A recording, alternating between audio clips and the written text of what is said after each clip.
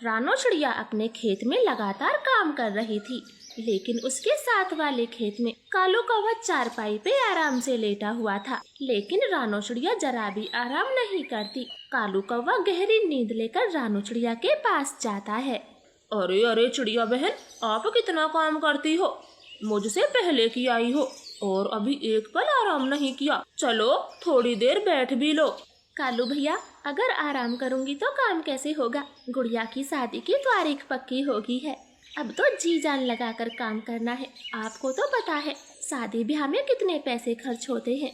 बस अब तो भगवान से यही दुआ है फसल अच्छी सी हो जाए, 4 पैसे ज्यादा जुड़े मेरी गुड़िया की शादी में। अच्छा ये बात है, फिर तो ठीक है, करो काम, मैं चलता हूँ। ऐसे कालू कौवा फिर से अपनी चारपाई पे जाकर सो जाता है। लेकिन रानो चिड़िया तो जरा सा भी आराम नहीं करती। वो बहुत मेहनती चिड़िया थी। धूप तेज हो गई थी, सूरज सीधे सर पर चढ़ गया था। रानो चिड़िया थकी हारी खाना खाने बैठती है। जैसे ही उसने डब्बा खोला था, कालू कौवा सीधा उसके पास आ जाता है। अरे वाह चिड़िया बहन, कितनी मजेदार खुशबू है, मुझसे तो रहा नहीं गया। क्या मैं थोड़ा सा खाना खा लूं? हाँ कालू भैया, क्यों नहीं। चिड़िया के इतना बोलते ही कालू कौवा उसका डब्बा अपनी तरफ खींचता है और देखते ही देखते सारा डब्बा चट कर जाता है। माफ करना चिड़िया, मैं सारा ही डब्बा खा गया। भूख तेज लगी, खाना इतना स्वादिष्ट था कि छोड़ा ही नहीं गया, मुझे माफ करना। कोई बात नहीं कालू भैया, मैं पानी पी लेती हूँ। ऐसे कालू कौवा फिर से चारपाई पर लेट जाता है और रानो चिड़िया को खाली पेट दोबारा से काम करना होता। दिन ऐसे ही बीत रहे थे और वो दिन आ जाता है जब दोनों की फसलें पककर तैयार हो गई थी। अरे वाह, कितनी अच्छी भिंडी की खेती हुई है। खेत पूरा हरा भरा है। इस बार पक्का मुझे ज्यादा मुनाफा होगा और मेरी गुड़िया की शादी में काम आएंगे। हे भगवान, तेरा लाख लाख शुक्र है जो मेरी मेहनत रंग लाई। इधर चिड़िया बहुत खुश हो रही थी, लेकिन कालू गोरी तो बहुत दुखी थे क्योंकि उनके खेत में तो 2-4 भिंडी ही लगी थी। कालू, ये कैसे हुआ? चिड़िया के खेत में भिंडियों की भरमार है और हमारे पेड़ पर सिर्फ 2-4 भिंडी है, ये कैसे हुआ? मैंने भी मेहनत की, मुझे नहीं पता ये सब कैसे हुआ। चलो तो उस चिड़िया के पास चलते हैं। फिर वो दोनों चिड़िया के खेत में आ जाते हैं। कालू भैया देखो ना, कितनी अच्छी फसल हुई है, मेरी मेहनत का फल मिला है। हाँ चिड़िया, हमारे खेत में भी अच्छी फसल हुई है। मैं तो कहती हूँ तुम कल से भिंडी बेचना चालू कर दो। बाजार में नई नई भिंडी जाएंगी तो दाम थोड़ा ज्यादा ही मिलेगा। हाँ गोरी बहन, आपने ये तो ठीक कहा। अभी तक बाजार में कोई किसान भिंडी लेकर नहीं गया है, तो हमारा फायदा ही फायदा होगा। ठीक है चिड़िया, तो कल भिंडी लेकर बाजार चलेंगे। ऐसे बातें कर वो अपने अपने घर चले जाते हैं और सुबह को अपनी अपनी रेहड़ी भिंडी से भर लेते हैं और जल्दी ही बाजार पहुंच जाते हैं। भिंडी ले लो, ताजा ताजा भिंडी ले लो, हरी हरी भिंडी ले लो। भिंडी वाली, हरी हरी भिंडी वाली, ताजा ताजा भिंडी वाली, 80 रुपए किलो भिंडी वाली। ऐसे वो दोनों बाजार में आवाजें लगाते हैं। अभी नई नई सीजन की पहली भिंडी आई थी। सब पक्षी तो भिंडी की रेहड़ियों को घेर लेते हैं और दोनों की ही रेहड़ी जल्दी खाली हो जाती। वो खुशी खुशी अपने घर आ जाते हैं। गौरी, आज की रेहड़ी तो भर गई थी, लेकिन मुझे नहीं लगता कल की रेहड़ी भी इसी तरह भरेगी। यही तो मैं सोच रही हूँ, क्योंकि हमारे खेत में भिंडी ही नहीं है। जो भी भिंडी थी वो सब आज ही बिक गई। कोई 2-4 किलो भिंडी ही निकलेंगी अब तो, फिर उनसे हम क्या मुनाफा कमाएंगे। गौरी, इस बार रानो चिड़िया तो पक्का अमीर हो जाएगी। खेत भिंडियों से लदा पड़ा है, ना जाने कितने महीने तक चलेंगी। कालू, ऐसा तो मैं नहीं होने दूंगी। आप कट्टा लेकर मेरे साथ चले। फिर वो दोनों बोरे लेकर चिड़िया के खेत में जाते हैं। कालू, चलो खेत के बीच में चलते हैं और जल्दी जल्दी से बोरे भर लेते हैं, उस चिड़िया को कुछ पता नहीं चलेगा। फिर वो दोनों ऐसा ही करते हैं। खेत के बीचों बीच में से 2 बोरे भर लेते हैं और अपने घर आकर सो जाते। सुबह हो जाती है, वो दोनों अपनी अपनी रेहड़ी लेकर खेतों पर आते हैं। कालू भैया, जरा यहाँ आना। कालू गौरी भागकर चिड़िया के पास जाते हैं। हाँ बोले चिड़िया, क्या हुआ?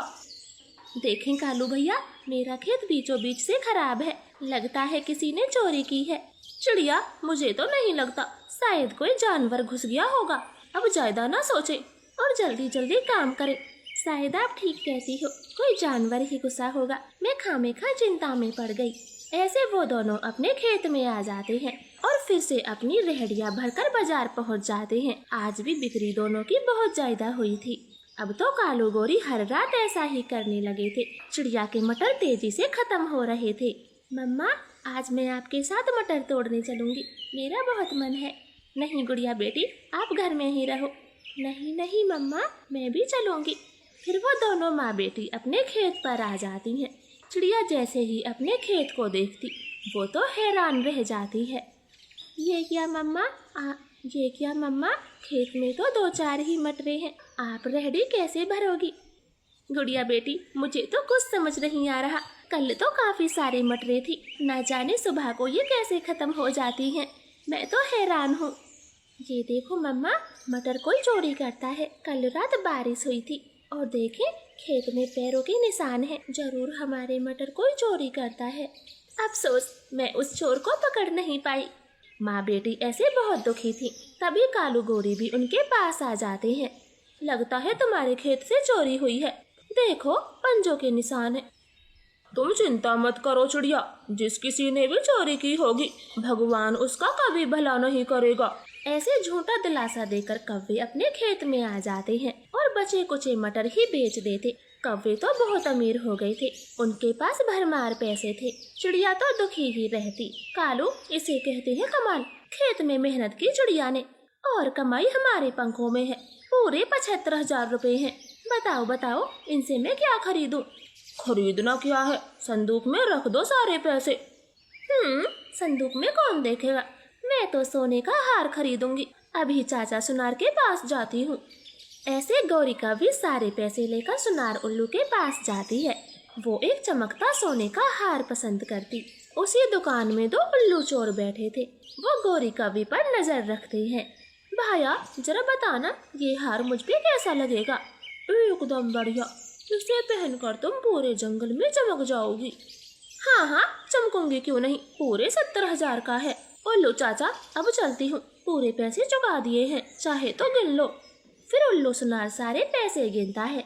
गौरी हार लेकर खुशी खुशी अपने जंगल आ रही थी, लेकिन चोर उल्लू गौरी का पीछा कर रहे थे। वो सुनसान रास्ते पर गौरी को घेरकर उसका हार छीन लेते हैं। मेरा हार वापस करो, बड़ी मुश्किल से बनवाया है, पूरी भिंडी की फसल लग गई। लाओ, मेरा हार मुझे दो। भाई, मैं तो कहता हूँ इस कवि को टपका डालते हैं, ये हमें भली भांति जान गई है। हाँ भाई, ये जिंदा नहीं रहनी चाहिए, वरना सबको बता देगी हम चोर हैं। गौरी तो दोनों की बातें सुनकर डर जाती है। ना भाई, हार लेना है तो ले जाओ, लेकिन मुझे ना मारना। मुझे तो इस हार का कोई गम नहीं। गम तो तुझे जब होगा जब तू जिंदा बचेगी। ऐसे बोलकर वो दोनों गौरी पर चाकू से हमला करते हैं और उसे मार देते। सुबह होते ही गौरी के पास पक्षियों की भीड़ लग जाती है। हाय राम, ये गौरी कैसे मर गई? कालू, ये अकेले कहाँ से आ रही थी? अब मैं तुम्हें क्या बताऊं चिड़िया, तुम्हारे खेत की सारी मटर हमने चोरी की थी। उन्हीं पैसों से सोने का हार बनवा कर ला रही थी। शायद डाकुओं ने घेर लिया। ये देखो, हार का डब्बा मेरी पत्नी के पास पड़ा है। कालू कौवे, अब मैं क्या ही बोलूं, ऊपर वाला तुम्हें सजा दे चुका है। हाँ चिड़िया, आपने सही कहा, बुराई का अंत कैसे भी हो, लेकिन जरूर होता है। ऐसे सब बातें बनाते हैं। कालू कौवा तो रोता रह जाता। तो प्यारे दोस्तों, हमारी कहानी को लाइक और चैनल को सब्सक्राइब करें। आपका धन्यवाद। ये कहानी एक माँ चिड़िया और उसकी 7 बेटियों की है। वो घने जंगल के बीचों बीच एक छोटी सी झोपड़ी में रहती थी। रमजान का महीना शुरू हो गया था।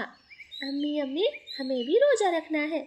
हाँ अम्मी, हम सबको रोजा रखना है। मेरी बेटियों, अभी आप सब बहुत छोटी हो, अगली बार से रोजा रख लेना, इस बार छोड़ दो। नहीं अम्मी, हम बड़े हो चुके हैं, आप भी तो सारा दिन भूखा प्यासी रहती हो, तो हम क्यों नहीं रख सकते रोजे? ठीक है गुड़िया, अब मैं ज्यादा मना नहीं करूँगी, मैं अपने काम पर जा रही हूँ, पहले ही लेट हो चुकी हूँ। फिर 7 बेटियाँ अपनी माँ के साथ दुआ पढ़ती है और रानो चिड़िया अपने काम पर निकल जाती। रानो का मालिक कालू कौवा बहुत कड़क पक्षी था। पूरे 8 मिनट लेट हो गई हो, समय का कुछ अनुशासन भी है तुमको या नहीं? कालू मालिक जी माफ कर दे, आज थोड़ी लेट हो गई, कल से समय पर आया करूंगी। ठीक है, मैं बाहर जा रहा हूँ, मेरे आने तक पूरा घर साफ हो जाना चाहिए। इतना कहकर कालू कौवा अपनी गाड़ी में बैठकर घर से निकल जाता है। रानो पहले सारे घर को झाड़ू लगाती है, फिर बर्तन मांजती और पोछा भी लगाती है। पता नहीं घर में मेरी सातों बेटियां क्या कर रही होंगी। पहली बार उन्होंने रोजा रखा है, कहीं गलती से कुछ खा ना ले। ऐसे मम्मा चिड़िया थोड़ी चिंता में पड़ जाती है। इधर सातों बेटियों से भूख बर्दाश्त नहीं होती। सबसे छोटी बेटी बोलती है, दीदी मेरे पेट में चूहे कूद रहे हैं, मुझे भोजन खाना है। नहीं छोटी, शाम तक का सब्र और कर ले, फिर इफ्तारी में पेट भर खाना। तभी घर के बाहर एक तोता आइसक्रीम बेच रहा था। आइसक्रीम देखकर छोटी बच्ची के मुंह में पानी आ जाता। वो अपनी बहन से कहती है, दीदी मुझे आइसक्रीम ला कर दो, मुझे भी आइसक्रीम खानी है। नहीं तमन्ना, अभी अभी दीदी ने बोला ना, जो भी खाना है शाम को खाना, अभी कुछ नहीं खा सकते वरना हमारा रोजा टूट जाएगा। चलो हम कुछ खेल खेलते हैं। ऐसे गुड़िया और तमन्ना अपनी बहनों का ध्यान भटकाती है और वो सब गेंद से खेलने लगते। इधर कालू कौवा ढेर सारा सामान लेकर आ जाता है। लो, शाम को मेरे कुछ दोस्त घर आ रहे हैं, स्वादिष्ट सी बिरयानी बना लो और इन फलों को अच्छे से धो दो। और सुनो, बिरयानी चूल्हे पर बनाना, स्वाद कुछ अलग ही होता है। फिर रानो चिड़िया सारे फलों को अच्छे से पानी में धोती है और चूल्हे पर बिरयानी बनाने लग जाती। बेचारी चिड़िया शाम तक खूब काम करती है। गाड़ी भरकर कालू कौवे के दोस्त घर आते हैं। इधर रानो तो जल्दी जल्दी हाथ चला रही थी। दोस्तों बिस्मिल्लाह करो और बिरयानी का जायका बताओ कैसा है। दोस्त, देखने में तो सब ठीक ठाक ही लग रहा है, जरूर खाने में भी अच्छा होगा। फिर वो सब खाना शुरू करते हैं। रानो को अपने घर जल्दी जाना था। मुझे तो मालिक जी से कुछ पैसे मांगने थे, मेरी बेटियां घर पर इंतजार कर रही होंगी। तमन्ना दीदी 8 बज गए, मम्मा कब आएंगी? मेरा भूख से बुरा हाल है, मुझे भूख से चक्कर आ रहे हैं। गुड़िया बस थोड़ा सब्र और कर लो, मम्मा आने वाली होंगी। ऐसे सातों बेटियां बेसब्री से रानो का इंतजार कर रही थी। इधर रानो चिंता में थी। मालिक मुझे इस समय पैसे नहीं देंगे, उल्टा डांट लगा देंगे। आज घर चली जाती हूँ, पैसे कल ही लूंगी। ये सोचकर चिड़िया घर आने लगती है। सातों बेटी मम्मा को देखकर खुश हो जाती। मम्मा आज आने में बड़ी देर कर दी। हाँ बेटी, मालिक के घर मेहमान आए थे तो देर होगी। अब मैं जल्दी से आपके लिए मीठे चावल बना देती हूँ, इफ्तारी का समय निकल रहा है। फिर वो माँ बेटी जल्दी जल्दी मीठे चावल बनाती है। कोई हांडी गर्म करती तो कोई चूल्हा जलाती है और कुछ ही देर में चावल बनकर तैयार हो जाते हैं। वो चटाई बिछाकर सब बैठ जाती और मीठे चावल खाकर सो जाती है। और इसी तरह से रमजान का महीना बीत जाता है। मम्मा कल ईद है, आप हमारे लिए नई फ्रॉक और सेवैया बनाओगी? हाँ खुशी बेटी, कल ईद है, मैं सबके लिए नए कपड़े और सेवैया बनाऊंगी। हम सब कल खूब मस्ती करेंगे और आज मैं मालिक सेठ से पगार भी ले लूंगी। फिर रानो चिड़िया मालिक कालू कौवे के घर जा रही होती है। रास्ते में एक दुकान पर बहुत सुंदर सुंदर फ्रॉक टकी हुई थी। रानो वहाँ रुक जाती है। ये वाली फ्रॉक तो बहुत सुंदर है, मेरी सातों बेटियों पर खूब अच्छी लगेंगी। हाँ, आते समय इन्हें ही ले जाऊंगी। हाँ बहन जी, कौन सी फ्रॉक लेनी है या यूं ही टाइम पास करने आई हो? नाना भाई जी, मुझे तो ऐसी 7 फ्रॉक लेनी है। ये कितने पैसों की होंगी? आपकी 7 फ्रॉक 3000 की होंगी। ठीक है, मैं शाम को लेने आऊंगी, अभी तो काम पर जा रही हूँ। लेना देना कुछ होता नहीं, आ जाते हैं गरीब कहीं के टाइम पास करने। अब आगे चलो। रानो खामोश अपने काम पर चली जाती। वो चिंता में थी क्योंकि उसकी तनख्वाह तो 2000 थी और फ्रॉक पूरे 3000 की। शाम हो जाती है और रानो कालू कौवे से तनख्वाह मांगती है तो कालू कौवा उसे एक बड़ा सा बैग देता है। रानो, इसमें कुछ नए कपड़े और मिठाई है, ये सब तुम्हारी बेटियों के लिए है। रानो बैग में देखती है तो वही फ्रॉक देखकर खुश हो जाती है।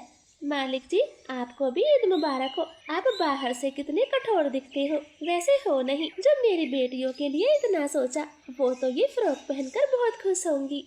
हाँ, अब जल्दी से घर जाओ। बातें बनाओगी तो बेटियों को खुश कैसे करोगी? अब जल्दी से घर जाओ। ऐसे चिड़िया खुशी खुशी अपने घर आ जाती है और सातों बेटियों को नई नई फ्रॉक पहना देती।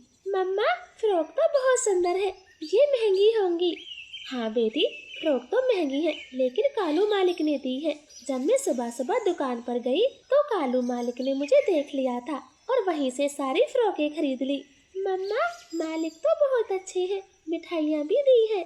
ऐसे वो सब बातें कर रहे थे, तभी खुशबू चिड़िया शोर मचाते हुए कहती है, दीदी दीदी चांद निकल आया, चांद निकल आया, जल्दी से आ जाओ।